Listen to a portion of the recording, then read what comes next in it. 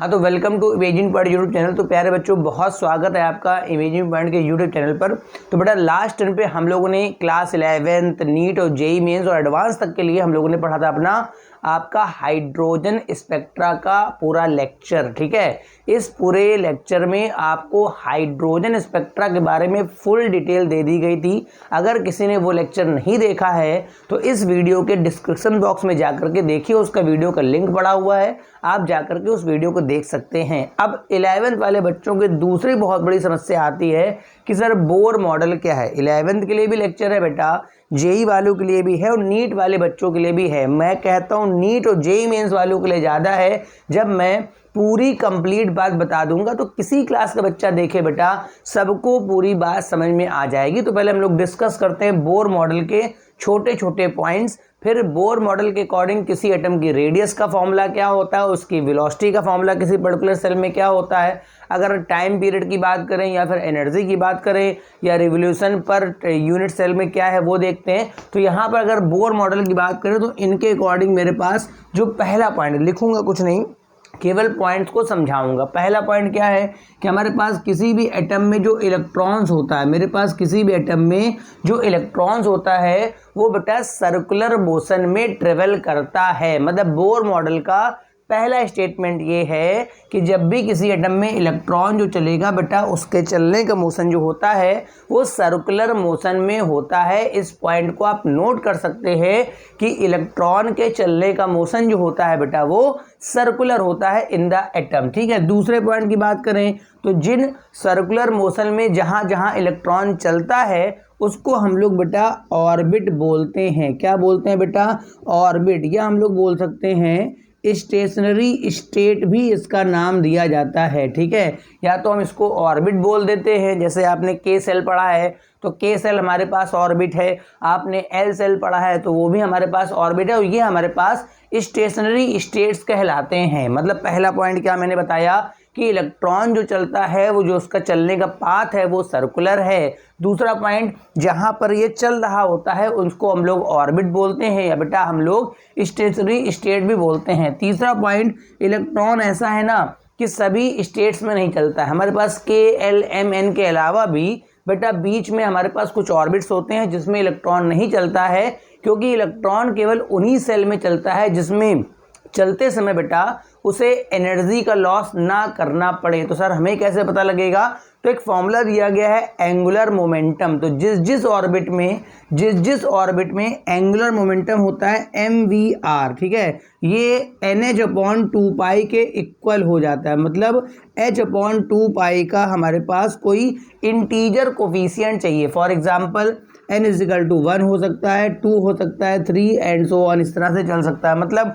जहां पर बेटा इलेक्ट्रॉन का एंगुलर मोमेंटम h/2π होगा, मतलब मैं n की वैल्यू 1 लगा दूंगा, वहां चलेगा, वो मेरे पास के सेल होगा। जहां पर बेटा एंगुलर मोमेंटम 2h/2π होगा वो मेरे पास एल सेल होगा। अगर कहीं पर 1.5h/2π, 2.3h/2π इस तरह की अगर वैल्यू आती हैं बेटा तो इलेक्ट्रॉन वहां पर चलना पसंद नहीं करता है, या ऐसे कह सकते हैं कि वहां पर वो वेव अपनी कंप्लीट नहीं कर पाता है, जिस वजह से उसे वेव को कंप्लीट करने के लिए एनर्जी को लॉस करना पड़ता है, जो इलेक्ट्रॉन करना बिल्कुल भी नहीं चाहेगा। ठीक है, जिस समय एक स्टेट में इलेक्ट्रॉन चलता है तो उस समय चलते समय एनर्जी बिल्कुल भी लॉस नहीं करता है। ठीक है, हाँ, अगर मेरे पास फोर्थ पॉइंट की बात करें, जैसे मान लो ये न्यूक्लियस है और यहाँ पर मेरे पास कोई स्टेशनरी स्टेट के और कोई एल है। अगर इलेक्ट्रॉन को यहाँ से यहाँ जाना है तो बेटा एनर्जी को एब्जॉर्व करना पड़ेगा, और अगर इलेक्ट्रॉन को वापस यहाँ से यहाँ आना है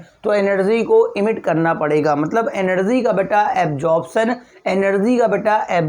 और इमिशन, एनर्जी का एब्जॉर्प्शन और इमिशन बेटा तभी हो सकता है जब इलेक्ट्रॉन किसी लो एनर्जी लेवल से हाई में जाएगा। मैं कह रहा हूँ अगर आप ये पूरा लेक्चर देख लोगे ना तो चाहे नीट का बच्चा हो, चाहे जेईई मेंस वाला बच्चा हो या 11th का हो, उसे सारी बातें डिटेल में पता चल जाएंगी अबाउट बोर मॉडल। और मैं लास्ट में कुछ जेईई मेंस के न्यूमेरिकल्स भी लगवाने वाला हूं। ठीक है, तो अगर इलेक्ट्रॉन के सेल में सर्कुलेट हो रहा है, के में चल रहा है, ठीक है, तो एल में जाने के लिए उसे एनर्जी चाहिए, या अगर एल से वापस के में आना है तो उसे फर्दर एनर्जी को इमिट करना पड़ेगा, तभी आपका इलेक्ट्रॉन का ट्रांसफ़र होगा। जैसे मान लो के सेल में एनर्जी मान लो E1 है और एल सेल में एनर्जी E2 है, तो delta E is equal to उसे करना पड़ेगा E2 माइनस E1। हाँ, एब्जॉर्प्शन होना है कि बेटा इमिशन होना है, वो डिपेंड करेगा कि लो एनर्जी से हाई एनर्जी में जा रहा है या बेटा हाई एनर्जी से लो एनर्जी में जा रहा है। अगर लो से हाई में जा रहा है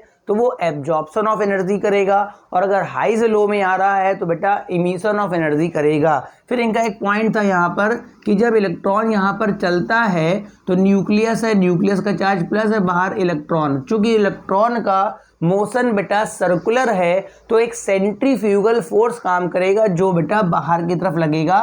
मतलब बाहर की तरफ जो फोर्स होता है वो होता है सेंट्रीफ्यूगल फोर्स। वैल्यू बताऊंगा अभी जब डेरिवेशन बताऊंगा ना, जब रेडियस, एनर्जी और वेलोसिटी इन सब के डेरिवेशन बताऊंगा तो बताऊंगा सेंट्रीफ्यूगल फोर्स। अभी इतना समझिए कि जब इलेक्ट्रॉन चलेगा तो एक बाहर की तरफ, जैसे आप ऐसे रस्सी घुमाते हैं, कुछ भी घुमाते हैं, तो बाहर की तरफ एक फोर्स लगता है ना, वो सेंट्रीफ्यूगल फोर्स है। और जो अंदर, चूंकि फोर्स ऑफ अट्रैक्शन भी तो लगेगा भाई, इलेक्ट्रॉन न्यूक्लियस से अट्रैक्ट भी तो होगा, इसे हम लोग सेंट्रीपिटल फोर्स बोलते हैं। इसे हम लोग क्या बोलते हैं? सेंट्रीपिटल फोर्स बोलते हैं। तो बोर के अकॉर्डिंग इलेक्ट्रॉन न्यूक्लियस पे क्यों नहीं गिरता है?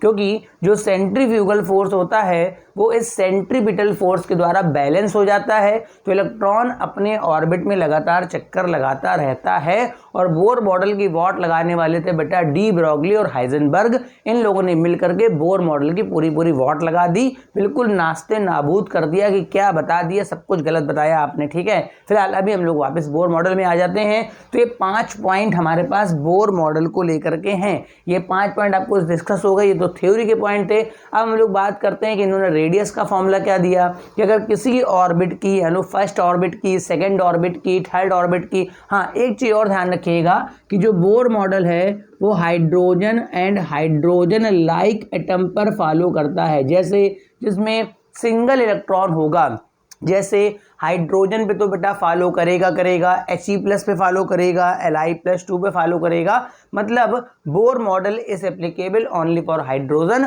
और हाइड्रोजन लाइक सिस्टम का मतलब होता है बेटा जहां पर आपका सिंगल इलेक्ट्रॉन होगा वहां पर बेटा फॉलो करेगा। तो ये सारे पॉइंट आपके थ्योरी के थे। अब आते हैं हम लोग अपने कुछ कैलकुलेशन, कुछ फॉर्मूले में आते हैं कि किसी भी ऑर्बिट की रेडियस निकालने का फॉर्मूला क्या। डेरिवेशन भी बताऊंगा, डेरिवेशन जरूरी है, कुछ जगह डेरिवेशन नहीं बताते हैं। और जब फॉर्मूले के अंदर से क्वेश्चन आ जाता है ना, जब फॉर्मूले के अंदर से क्वेश्चन आ जाता है ना, मतलब n और z के अलावा क्वेश्चन आ जाता है तो बच्चा छोड़ के आ जाता है। क्योंकि बच्चे को सीधा सा जो फॉर्मूले बताए जाते हैं वो n और z, मतलब आपका सेल नंबर कौन सा है, एटॉमिक नंबर कौन सा, इसके अकॉर्डिंग।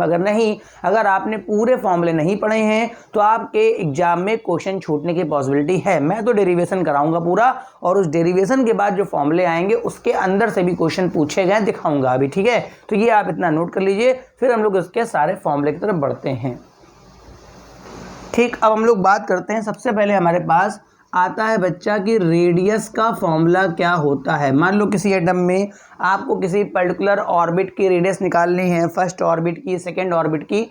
तो जनरलाइज जो फॉर्मूला दिया गया है वो Rn = 0.529 एंगस्ट्रॉम n²/z। ये बेटा फॉर्मूला मेरे पास दिया गया है। ठीक है, अगर आपको किसी भी एटम के अंदर, किसी भी ऑर्बिट में अगर आपको रेडियस निकालनी है, जहां पर z क्या है, मैंने मान लो हाइड्रोजन एटम लिया तो एटॉमिक नंबर में 1 लगा दूंगा। अगर आपने He+ लिया है तो एटॉमिक नंबर आप 2, अगर आपने Li+2 लिया है तो एटॉमिक नंबर 3 लगा देंगे। n क्या है, आपको फर्स्ट ऑर्बिट की रेडियस निकालनी तो n का मान 1 लगा देंगे। अगर आपको सेकंड ऑर्बिट की निकालनी तो n का मान 2 लगा देंगे। फिलहाल अगर हम यहाँ से हाइड्रोजन एटम के लिए फर्स्ट सेल यानी फर्स्ट ऑर्बिट की रेडियस निकालते हैं। ठीक है, अगर हम हाइड्रोजन एटम के लिए फर्स्ट ऑर्बिट की रेडियस निकालते हैं तो चूंकि मैंने H एटम बोल दिया है तो Z = 1 हो गया, और मैंने फर्स्ट ऑर्बिट बोल दिया है तो N = भी बेटा 1 हो गया। हाँ, ये बात ध्यान रखने वाली है कि यहाँ पे जो भी आंसर आएगा वो एंगस्ट्रॉम में आएगा। बाकी आपके उसने किस भाषा में कन्वर्ट कराएगा कि सेंटीमीटर में बता दो, वो अपना आप चेंज करिएगा।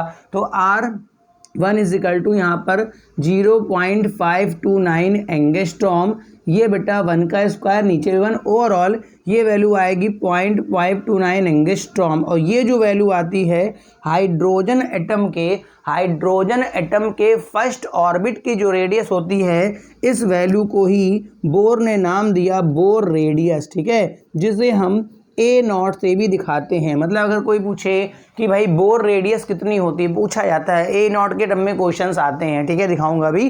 तो अगर आपसे कोई पूछता है कि बेटा बोर रेडियस का फॉर्मूला क्या होता है, तो मेरे पास होता है 0.529 एंगस्ट्रॉम, यानी कि मैं R1 is equal to a not भी यहाँ लिख सकता हूँ। मैं R1 इजिकल टू क्या लिख सकता हूँ, ए नॉट। अगर आपको इसी में थोड़ा सा जनरलाइज करना हो किसी अदर एटम के लिए, देखो ये जो 0.529 एंगस्ट्रॉम ये तो सब में चलेगा, मतलब किसी भी एटम की बोर रेडियस निकालो, किसी भी एटम की रेडियस निकालोगे उसमें बोर रेडियस बेटा जरूर आएगा, बोर रेडियस बेटा जरूर आएगा। तो अगर मैं किसी दूसरे एटम की अगर निकालना चाहता हूँ तो Rn इजिकल टू यहाँ ए नॉट लिख दूंगा और n स्क्वायर अपॉन जेड, ये मेरे पास किसी भी एटम के लिए जनरलाइज फॉर्मूला होगा एंगस्ट्रॉम में। अब जैसे मेरे को कहता है कि हीलियम का एटम है और सेकंड ऑर्बिट के लिए निकालना है, तो हीलियम के लिए मैं जेड का मान 2 लगा दूंगा और सेकंड ऑर्बिट के लिए मैं एन का मान फिर से 2 लगा दूंगा, इसको सॉल्व कर दूंगा। तो ये जो रेडियस की वैल्यू आएगी वो इन टर्म्स ऑफ बोर रेडियस आएगी। कभी कभी होता क्या है कि आपके जो अदर एटम की जो रेडियस पूछता है वो बेटा इन टर्म्स ऑफ बोर रेडियस, ठीक है, इन टर्म्स ऑफ बोर रेडियस पूछता है, तो बच्चे नहीं कर पाते हैं। तो ये जनरलाइज फॉर्मूला हो गया Rn is equal to a nought n square upon Z. मगर ध्यान रखिएगा ये जो वैल्यू आने वाली है ये एंगस्ट्रॉम में है, ठीक है। अभी ये सारा मैं डेरिवेशन कराऊंगा। अभी ये रेडियस का ऐसा है ना, एक बार क्वेश्चन पूछा गया था बेटा जेईई मेंस में कि अगर मैं इलेक्ट्रॉन के मास को डबल कर दूं, ठीक हो, ये बात तो क्लियर है। इस फॉर्मूले को देख के समझ में आ रहा है कि जो रेडियस है वो रेडियस जो है वो n स्क्वायर के डायरेक्टली है, ये बात क्लियर है, आपको समझ में आ रही होगी, ठीक है।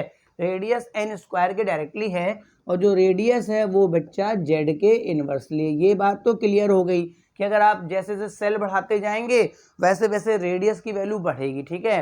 जैसे जैसे एटॉमिक नंबर बढ़ेगा वैसे वैसे रेडियस की वैल्यू घटेगी। मगर एक बार क्वेश्चन उसने पूछ दिया, इसका जवाब कैसे देंगे आप, ठीक है, कि अगर मैं इलेक्ट्रॉन का मास डबल कर दूं, अगर मैं इलेक्ट्रॉन का मान लिया डबल कर दिया, मान लो इलेक्ट्रॉन का मास डबल कर दूं तो रेडियस में क्या फर्क पड़ेगा। तो जो बच्चे ये फॉर्मूला देख के चले गए होंगे ना वो तो फंस गए ना, क्योंकि इस फॉर्मूले में तो कहीं मास का जिक्र ही नहीं हो रहा है। भाई बच्चा लिमिटेड हो गया, तुम खुदे अपने आप को लिमिटिंग रिएजेंट बनाए घूम रहे हो, तुम खुदे अपने आप को लिमिटिंग रिएजेंट बनाए घूम रहे हो, फिर कहते हो क्वेश्चन मेरे से नहीं लगता है। अरे भाई जब पूरी बातें नहीं पढ़ के जाओगे तो क्वेश्चन कहाँ से लगे, घुइयां लगे क्या। अरे भाई पूरी बातें पढ़ के गए क्या, आपने रेडियस का पूरा फुल फॉर्मूला देखा क्या। उसने क्वेश्चन पूछ दिया कि इलेक्ट्रॉन का मास मैंने डबल कर दिया है, बताओ रेडियस पे क्या फर्क पड़ेगा। तुम अपना एन और जेड लेके टहल लो केवल, अगर तुम एन और जेड वाला फॉर्मूला पढ़ के गए हो तो एन और जेड के अकॉर्डिंग ही तो कर पाओगे। मेरा मास वाला तो इसमें जिक्र नहीं, पूरा मेरे को फुल फॉर्मूला भी पता होना चाहिए।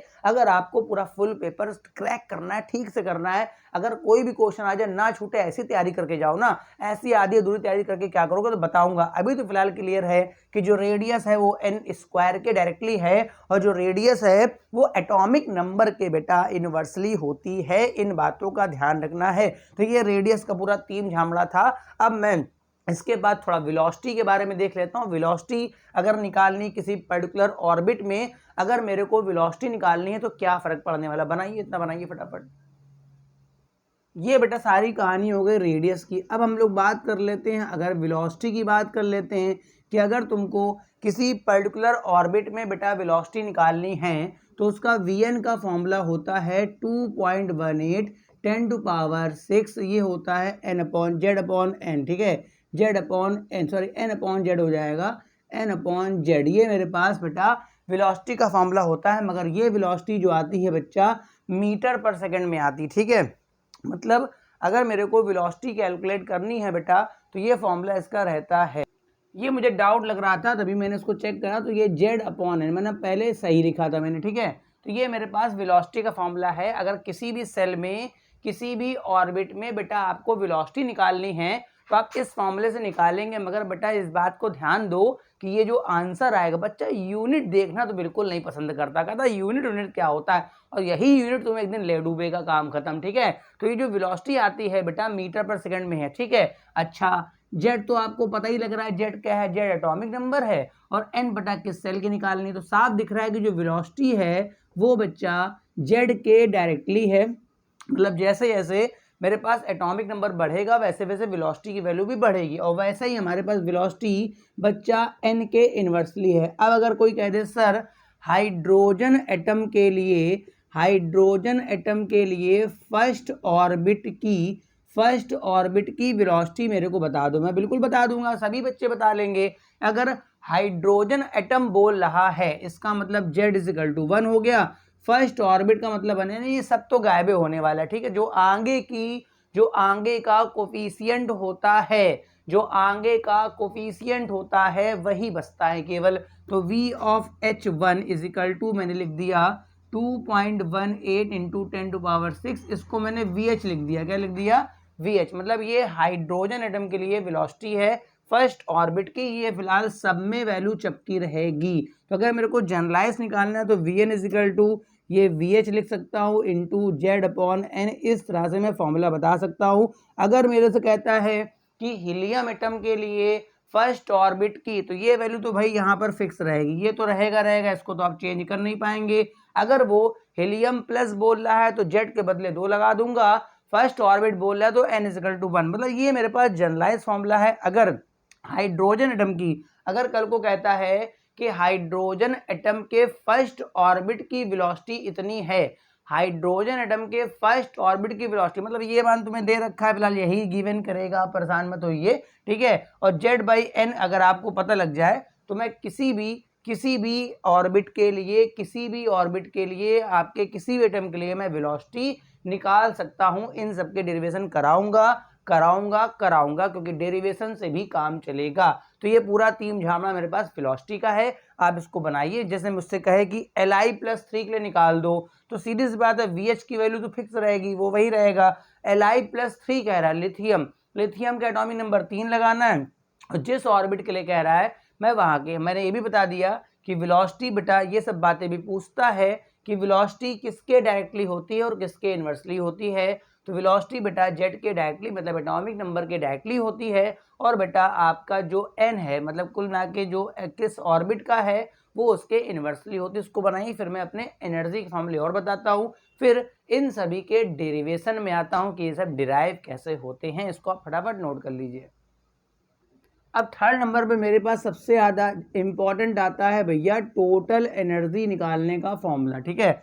टोटल एनर्जी के लिए बच्चे ध्यान नहीं देते हैं कि किस यूनिट में लिखा है, वो बस कहीं ना कहीं उनको आंसर चाहिए होता है। अरे आंसर तो चाहिए मगर फॉर्मूले का रूप तो देखोगे कि बेटा इलेक्ट्रॉन वोल्ट पर एटम में है कि जूल आपका पर एटम में है, कुछ तो देखना पसंद करोगे, ठीक है। तो मेरे पास जो एनर्जी का जो जनरलाइज फॉर्मूला है, वैसे तो हम लोग लिखते हैं -13.6, ये होता है Z²/N², मगर यहाँ ध्यान रखिएगा इलेक्ट्रॉन वोल्ट पर एटम में चलता है। अगर आपसे इलेक्ट्रॉन वोल्ट पर एटम में पूछ रहा है तो टोटल एनर्जी का फॉर्मूला होता है -13.6 Z²/N² इलेक्ट्रॉन वोल्ट पर एटम। यानी कि जो टोटल एनर्जी है बच्चा, टोटल एनर्जी जो है वो आपके Z² के डायरेक्टली है, और जो टोटल एनर्जी है वो आपके N² के इन्वर्सली है। ये सब बातें हमेशा पूछता रहता है यार, ये सब छोटी मोटी बातें, फॉर्मूला पता होता तो आदमी को निकल ही आता है, ठीक है।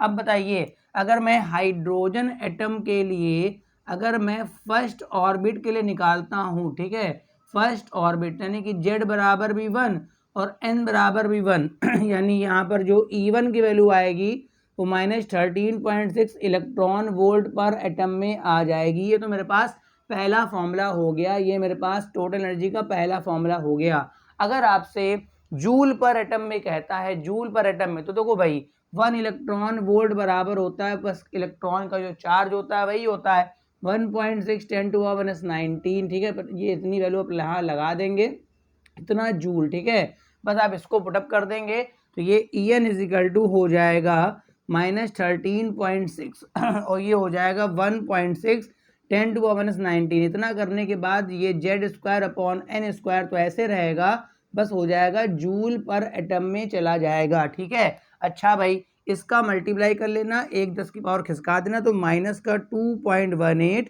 10⁻18 ये हो जाता है Z²/n², और ये हो जाता है जूल पर एटम। ऐसे भी मेरे को लिख सकते हैं, ठीक है। अच्छा, ये जो यहाँ पर जूल है बेटा वो इसके लिए है, उनके लिए तो वैसे भी जूल नहीं होना है। तो ये रिडबर्ग कांस्टेंट का मान होता है, मतलब कुल मिला के RH की वैल्यू होती है मगर इन टर्म्स ऑफ जूल। मतलब आप ध्यान रखिएगा, एक आधे परेशान है, हम पढ़ा रहे रिडबर्ग कांस्टेंट की वैल्यू 109677। अरे वो सेंटीमीटर यूनिवर्स में होती है। सबसे बड़ी समस्या तो तुम्हारा यूनिट मेजरमेंट दिक्कत करता है ना। तुम्हें यूनिट मेजरमेंट में तुम्हें वही तो खा जाता है। तुम रट के बैठे रिडबर्ग कांस्टेंट की वैल्यू, टीचर कहता रट ले सब कुछ रट के चला जा, रिडबर्ग कांस्टेंट दिमाग में बैठा ले 109677। अरे भैया वो सेंटीमीटर यूनिवर्स में है, कल को उसने अगर मीटर यूनिवर्स में पूछ दिया तो मारे मारे घूमोगे केवल, है ना। तुमसे पूछेगा Rydberg constant in terms of metre inverse, तुम तो वही रट के गए हो 1096। अरे चेंज करनी पड़ेगी वैल्यू, थोड़ी चेंज करनी पड़ेगी, ठीक है। तो यहाँ पर जो रिडबर्ग कांस्टेंट है 2.18 10⁻18, तो ये जूल में है, इन टर्म्स ऑफ क्या, जूल। अभी जब डेरिवेशन बताऊंगा ना तो आंखें खुल जाएंगी तुम्हारी कि क्या है, क्या चेंज हो रहा है, ठीक है। तो ये भी रिडबर्ग कांस्टेंट है। और यहाँ पर हो गया Z²/n², ये En का फॉर्मूला आ गया। अगर मुझसे कहता है कि बेटा हाइड्रोजन एटम के लिए फॉर्मूला बता दो, तो ये En की वैल्यू हो जाएगी माइनस का RH 1/n²। ये फॉर्मूला NCERT में दिया है, जूल पर एटम में है। मगर बच्चे को क्या, वो कह रहा है कभी ये इस्तेमाल करना है कभी वो इस्तेमाल करता है, खुद एक कन्फ्यूजिया है, घूम रहा है कि कौन सा इस्तेमाल करेगा। अरे भैया इलेक्ट्रॉन वोल्ट पर एटम वाला है तो वो इस्तेमाल करना है, जूल पर एटम वाला ये हाइड्रोजन एटम के लिए है, और ये बेटा किसी भी एटम के लिए है। बोर भैया वो हैं जिन्होंने हाइड्रोजन स्पेक्ट्रा बहुत अच्छे से एक्सप्लेन करा है। बोर भाई साहब वो हैं, इसी फॉर्मूले से अभी मैं हाइड्रोजन स्पेक्ट्रा को बहुत अच्छे से एक्सप्लेन करके भी दिखाऊंगा। इतना आपने नोट कर लिया हो तो मैं आगे बढ़ता हूँ, बनाइए फटाक से। अब मैं डेरिवेशन कराऊंगा इसके बाद। बेटा अब हम लोग डेरिवेशन करने वाले हैं रेडियस का और वेलोसिटी का और फिर एनर्जी का, ठीक। अगर हम लोग पहले बात करते हैं कि अगर हमारे पास कोई भी एटम है, थोड़ा मैं छोटा लिखूंगा, बड़ा डेरिवेशन है, तो उसका न्यूक्लियर चार्ज प्लस का Ze मानूंगा, पता नहीं कौन सा एटम है, और ये बाहर इलेक्ट्रॉन मानूंगा, ठीक है। तो यहाँ मैंने भी बताया था जब मैं बोर का कॉन्सेप्ट बता रहा था कि मेरे पास दो प्रकार के फोर्स काम करते हैं। जो बाहर की तरफ होता है वो होता है सेंट्रीफ्यूगल फोर्स, ठीक है, इसको मैं CF लिख देता हूँ, और इसकी वैल्यू होती है mv²/r, ठीक है। जो सेंट्रीफ्यूगल फोर्स है वो mv²/r होता है, और जो कि बाहर की तरफ लग रहा होता है, ठीक है। जो सेंट्रीपिटल फोर्स है CP होता है वो मेरे पास। अब यहाँ पर बहुत ज़्यादा समस्याएं लोगों के लिए खड़ी हैं, देखिए वो कहीं कहीं लिखा होता है 1/4πε कुलाम्बिक फोर्स 1/4πε0 ZE पहला चार्ज इंटू E दूसरा चार्ज अपॉन में R², ये वैल्यू होती है, ठीक। अब यहाँ पर अब ध्यान से बात सुनिएगा, अगर मैं इस कांस्टेंट को इस्तेमाल करता हूँ पूरी वैल्यू ये यही लिखी रहूँगा, तो जो रेडियस सॉल्व होके आएगा वो MKS में आएगा। मेरी बात बेटा सुन लो बेटा, कोई नहीं बताएगा, ठीक है। सब डेरिवेशन करा चले जाएंगे, आखिर में घचड़ा पचड़ा कर देंगे, हो गया डेरिवेशन, ठीक है। अगर मैं इस कांस्टेंट को इस्तेमाल करता हूँ तो जो रेडियस आएगा वो मेरे पास MKS यूनिट में आता है, ठीक है। तो रेडियस फिर मीटर में आएगी। अगर मैं इसके बदले 1 इस्तेमाल, इसको K मान के अगर मैं K के बदले 1 इस्तेमाल करता हूँ तो इतना फर्क पड़ता है कि जो रेडियस आता है वो CGS में आ जाता है, ठीक है, मतलब सेंटीमीटर वगैरह में आएगा। उसको मैं बाद में लास्ट में अपना फॉर्मूले में डायरेक्ट कन्वर्ट करके लिखूंगा एंगस्ट्रॉम वगैरह में, बस इतना फर्क पड़ेगा। तो मैं क्यों इतना तीन झामा लेके चलूं, मैं इसको 1 लेके ना चलूं। अगर 1 लेके चलूंगा तो इतना फर्क पड़ेगा कि जो भी मेरे पास यूनिट्स आएंगे वो मेरे पास CGS पद्धति में आएंगे। फिलहाल दोनों फोर्स बराबर हो, इसके बदले में 1 लेके चलता हूँ, ठीक है, थोड़ा सरल पड़ेगा, आसानी से हो जाएगा। तो बेटा ये बचा मेरे पास ZE² r² is equal to MV²/r। एक आर मैं काट देता हूँ, तो ये बन गया ZE² r is equal to M V square. सही है। अब यहाँ से अगर मैं वी स्क्वायर का बटा मान निकालूँ तो एम बटे में आ जाएगा, तो Z E square upon M are, इसको मैं इक्वेशन नंबर 1 दे देता हूँ। ठीक है ना। अच्छा, एक मैंने वी स्क्वायर यहाँ से निकाल लिया। अब मेरे को करना क्या, चूंकि रेडियस निकालना है तो पहले मैं वी का टर्म यहाँ से हटाने वाला हूँ। एक हम लोगों ने फॉर्मूला पढ़ा था कि इलेक्ट्रॉन केवल वहीं चल पाता है जहां पर उसका angular momentum M V R is equal to N H upon 2 pi होता है। तो M V R is equal to N H upon 2 pi, ये आपको पहले बताया गया था। पहली बात तो मेरे को वेलोसिटी रिमूव करनी है और अपने फॉर्मूले में एन भी लेके आना है ताकि मैं किसी पर्टिकुलर सेल की निकाल पाऊँ। इसमें कहीं एन तो है नहीं, तो यहाँ से अगर पहले मैं वी स्क्वायर निकालूँ, डायरेक्ट कर रहा हूँ भैया, जगह मेरे पास कमी है, डिजिटल बोर्ड है नहीं मेरे पास। ठीक है, कि मैं फटफट दबाया कि पीछे वाला पन्ना आ गया। ठीक है, तो अगर मैं वी स्क्वायर निकालूंगा तो ये हो जाएगा N square H square upon 4 pi square, और इनका भी स्क्वायर तो एम स्क्वायर, और ये हो जाएगा आर स्क्वायर। इक्वेशन नंबर 2 डाल देता हूँ। ठीक है, अब बताओ इक्वेशन 1 जो है, भाई थोड़ी देर चाय ले लेता हूँ, 1 मिनट रुकिए भाई, 2 मिनट रुकिएगा, है ना। ठीक, अब देखिए इक्वेशन 1 में मेरे पास वी स्क्वायर है, 2 में दोनों को भाई बराबर कर देता हूँ। ठीक है, इधर ही बराबर कर लेता हूँ। ठीक है, तो ये हो जाएगा जेड ई स्क्वायर अपॉन में चल रहा है M R is equal to में हो जाएगा एन स्क्वायर, ये हो गया N square H square upon में आ गया 4 पाई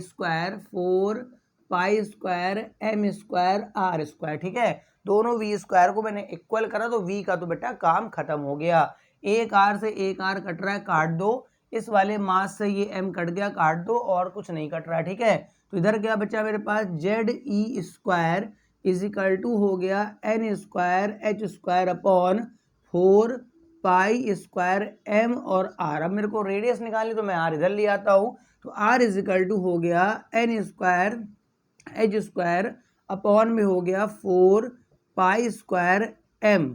ठीक है, 4 पाई स्क्वायर एम, और नीचे आ गया जेड ई स्क्वायर। अब एक काम करता हूँ, एन और जेड को थोड़ा अलग कर लेता हूँ, बाकी सारे टर्म तो कांस्टेंट, उनको अलग कर लेता हूँ। तो आर इज इक्वल टू आ जाएगा एच स्क्वायर अपॉन हो गया 4 pi square M E square, और ये हो गया एन स्क्वायर अपॉन जेड। आप देखिए रेडियस का कुछ ऐसा ही फॉर्मूला आया था जहां पर एन स्क्वायर अपॉन जेड अलग लिखा हुआ था, एन स्क्वायर अपॉन जेड बेटा अलग लिखा हुआ था। ठीक है, और ये वैल्यू मेरे पास अलग चल रही थी। ठीक है, अच्छा अगर मैं इसमें रखे सारे मन बोटक करके रेडियस निकालता हूं तो मैंने कहा था सेंटीमीटर में आएगा। किस में आएगा, सेंटीमीटर में आएगा, सीजीएस में आएगा। मगर मेरे को चाहिए यहाँ पर एंगस्ट्रॉम, तो वो कैलकुलेशन मैं नहीं कर रहा हूँ। जो भी गुणा भाग करा जाएगा वो मैं नहीं कर रहा हूँ। मैं ये बता रहा हूँ कि अगर मैं इस फॉर्मूले को लगाता हूँ, ठीक है, अगर मैं इस फॉर्मूले को लगाता हूँ ना, तो जो भी मेरे पास रेडियस आएगा सेंटीमीटर में, मगर मैं निकला मेरे को एंगस्ट्रॉम में, तो इस पूरे को सॉल्व करा जाएगा। इस पूरे को सॉल्व करके वो वैल्यू सेंटीमीटर में, देखो एन का सेंटीमीटर से कोई मतलब नहीं,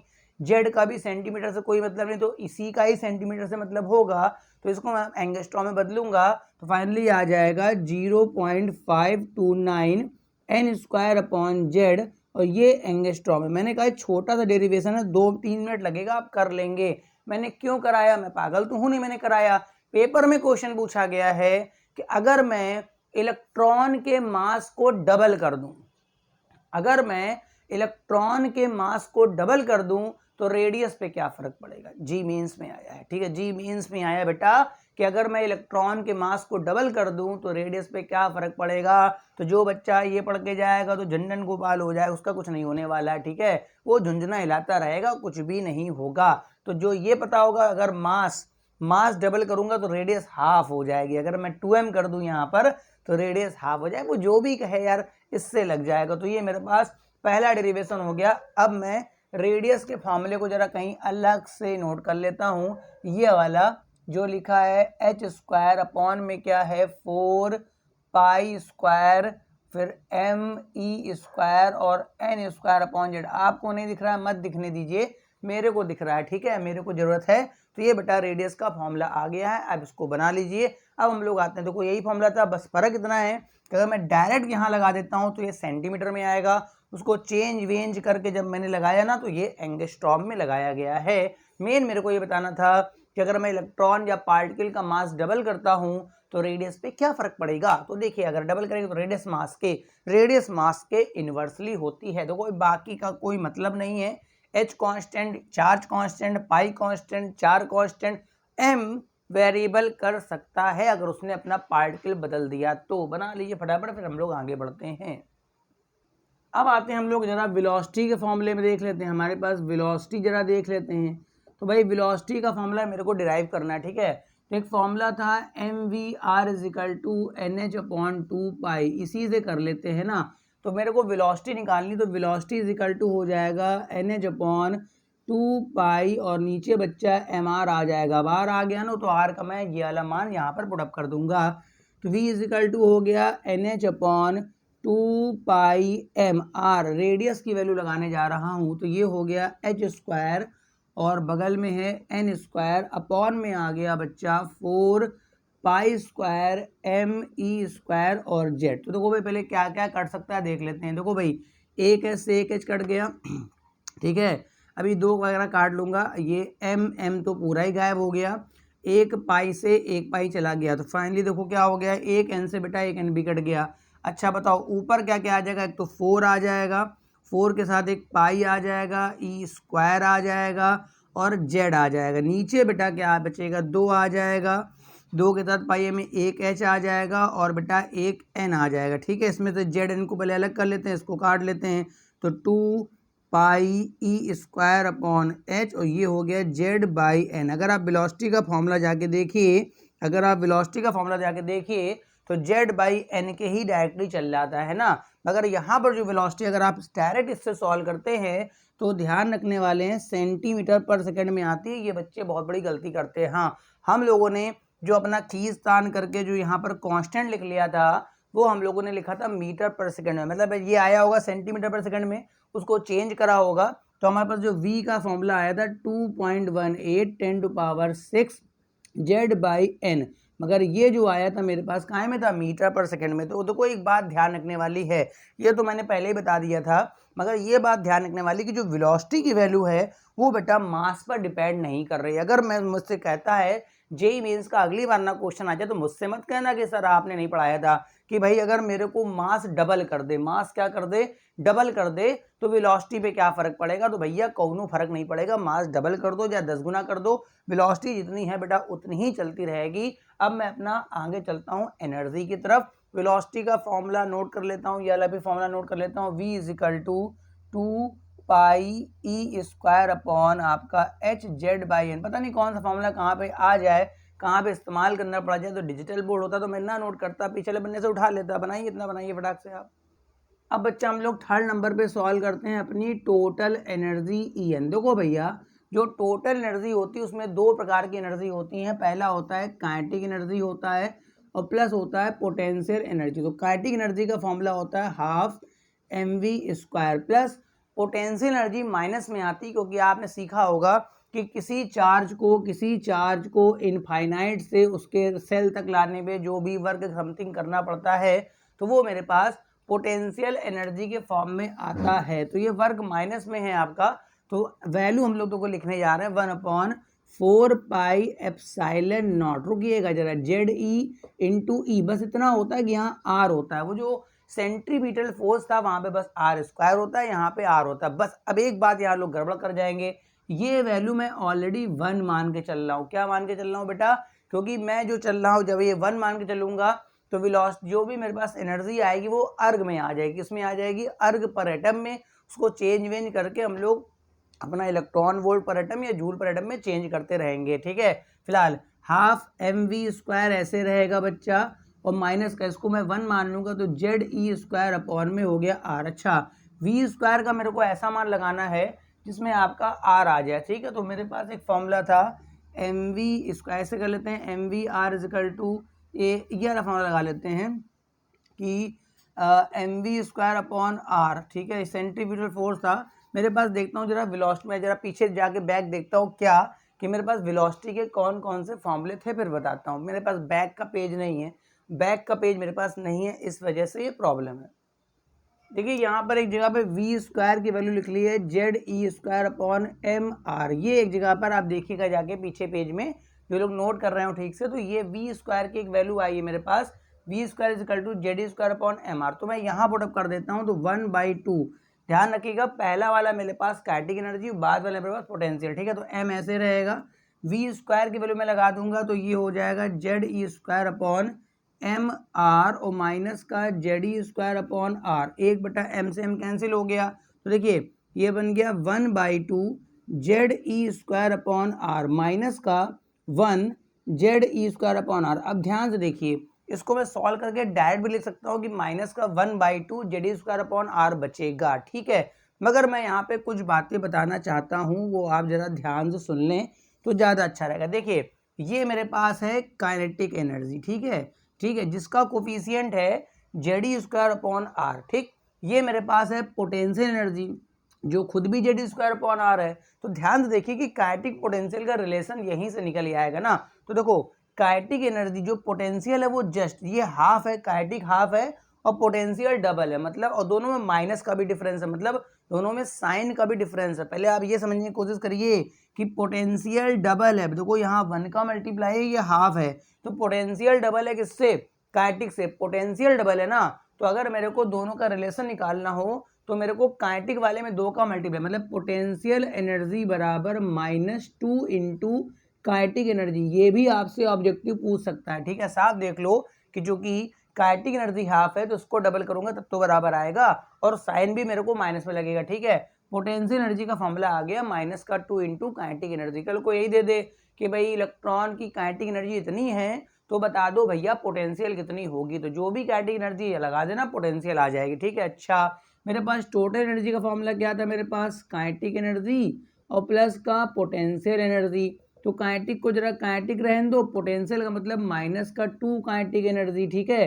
तो माइनस का काइनेटिक एनर्जी आ गया, मतलब जो टोटल एनर्जी है, जो टोटल एनर्जी है उसका फॉर्मूला भी है मेरे पास माइनस का काइनेटिक एनर्जी के इक्वल है, ठीक है। तो ये भी पूछ सकता है कि काइनेटिक एनर्जी और टोटल एनर्जी में क्या रिलेशन, तो केवल माइनस का डिफरेंस है। अगर आपके पास काइनेटिक एनर्जी है 4 जूल, अगर आपके पास काइनेटिक एनर्जी है 4 जूल, तो जो टोटल हो जाएगा वो -4 जूल हो जाएगा। तो ये भी बात आप ध्यान रखने वाली है। अब मैं अपना आगे बढ़ता हूँ, इसको अगर मैं सॉल्व करूंगा, ये दो रिलेशन कहाँ से आ गए मैंने यहाँ से एक्सप्लेन करें, ठीक है।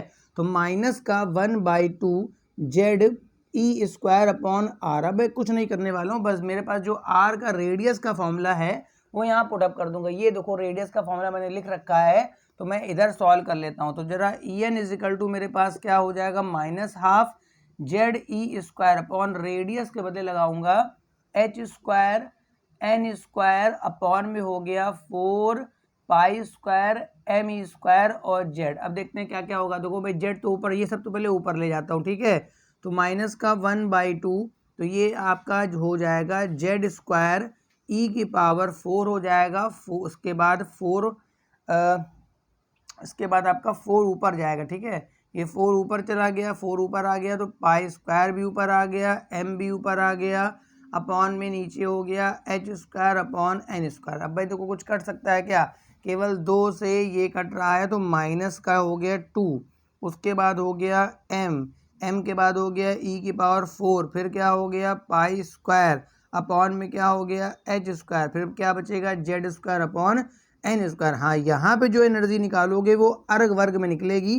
तो ये भी ध्यान रखने वाला है कि जो एनर्जी है वो मास के डायरेक्टली तो है मगर निगेटिव साइन के, किसके बेटा, निगेटिव साइन के, ठीक है। बना लिया इतना। अब मैं अगर इसी को अपने उसी सब में चेंज कर लेता हूँ सर इलेक्ट्रॉन वोल्ट वगैरह वगैरह में, तो मेरे पास ई एन का जो फॉर्मूला बनेगा, अगर आप इलेक्ट्रॉन वोल्ट पर एटम में लिखेंगे तो भाई देखो ये तो आ रही होगी अर्ग पर एटम में, किसमें आ रही होगी, अर्ग में। तो पहले अर्ग वाले से आप जूल वाला बना लोगे और जूल वाले से आप इलेक्ट्रॉन वोल्ट वाला बना लोगे, क्योंकि अर्ग का रिलेशन जूल से होता है और जूल का रिलेशन इलेक्ट्रॉन वोल्ट से होता है। तो फिलहाल सॉल्व करने पर आएगा -13.6 Z square upon N square, वही जो लिखा था मैंने। तो ये मेरे पास था इलेक्ट्रॉन वोल्ट पर एटम वाला था।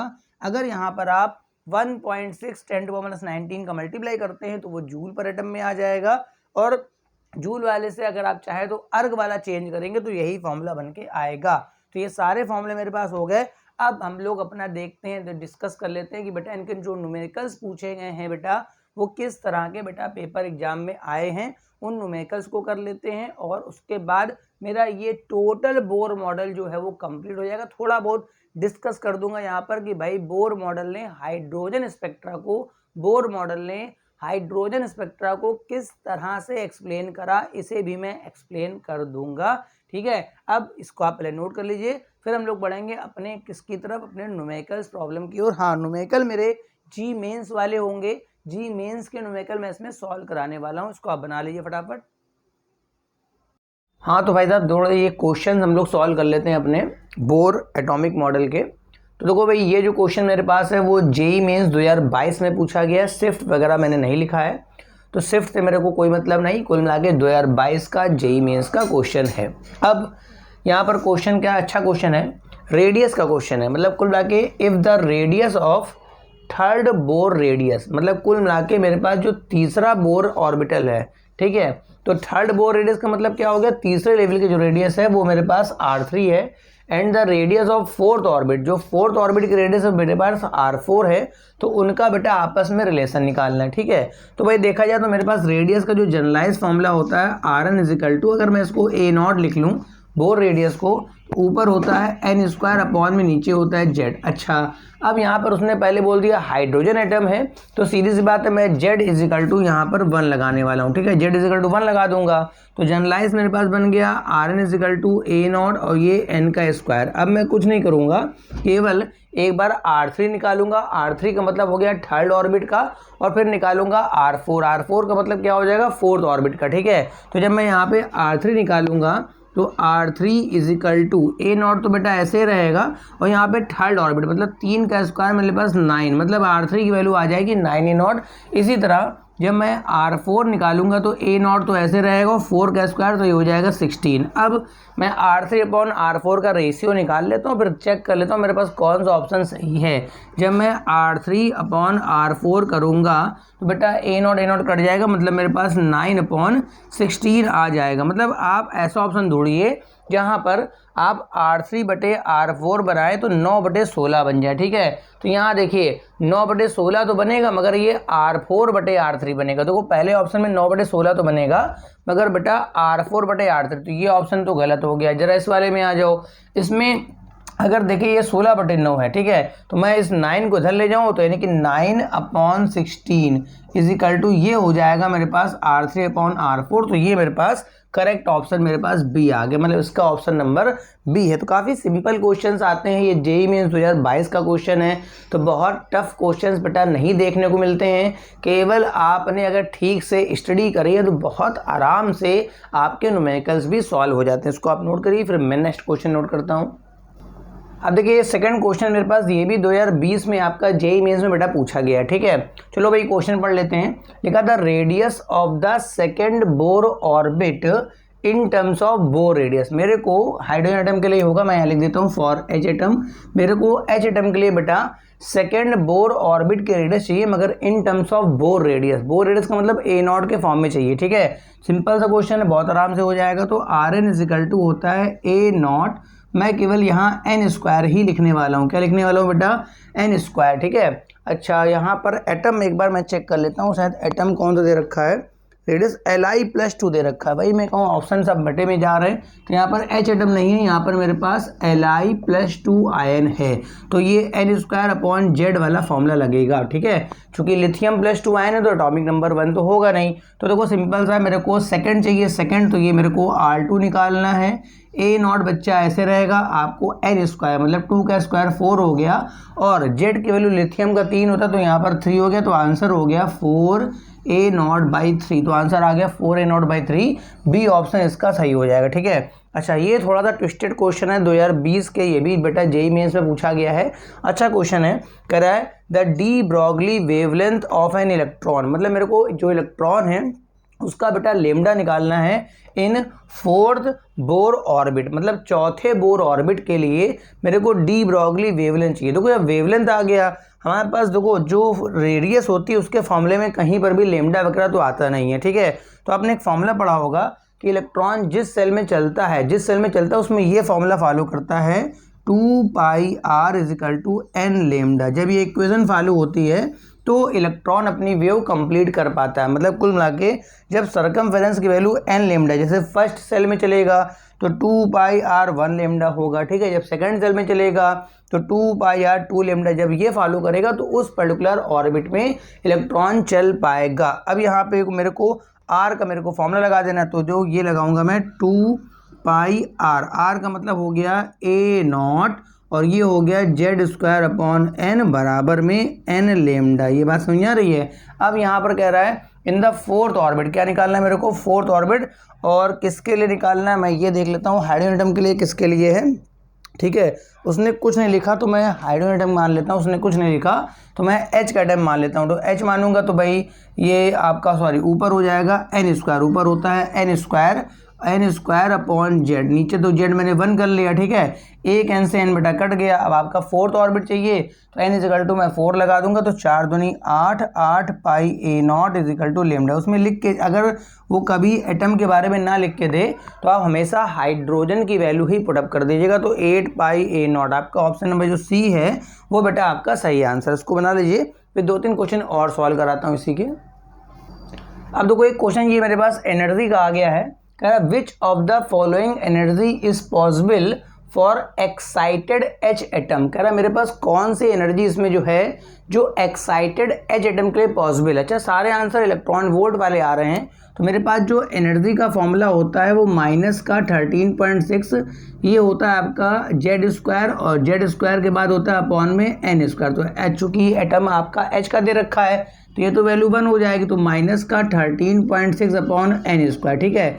अच्छा, पहली बात तो ये समझिए कि यहाँ पर एनर्जी हमेशा माइनस में आती है, तो ऑप्शन बी बेकार हो गया और ऑप्शन सी बेकार हो गया, क्योंकि ये दोनों वैल्यू आपकी काहे में आ रही, प्लस में आ रही। हाँ, अगर आयनाइजेशन पोटेंशियल होता तो वो वैल्यू उतनी प्लस में मेरे को देनी पड़ती है, ठीक है। अच्छा, अब यहाँ पर पूछ रहा है एक्साइटेड, तो n=1 तो मेरे को लगाना नहीं है, ठीक है। n= मैं 2 लगा देता हूँ, ठीक है।